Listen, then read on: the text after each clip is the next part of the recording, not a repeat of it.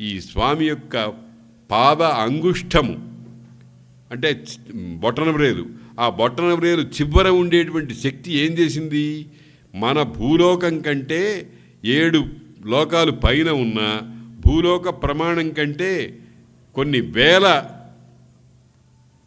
ప్రమాణం అత్యధికంగా ఉండేటువంటి సత్యలోకాన్ని అట్లా ఊపి పారేసింది.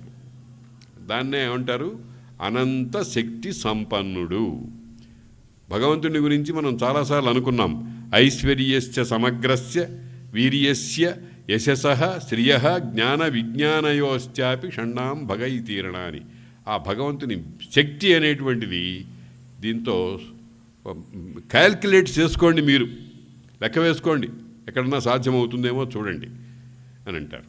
అందుకనే ధరణి రేణువులు వర్ణించవచ్చు, కానీ ఆయన గుణాలు వర్ణించడం సాధ్యం కాదు. ఆ శక్తి అప్రమేయము, ఏ కొలతలకు అందనిది.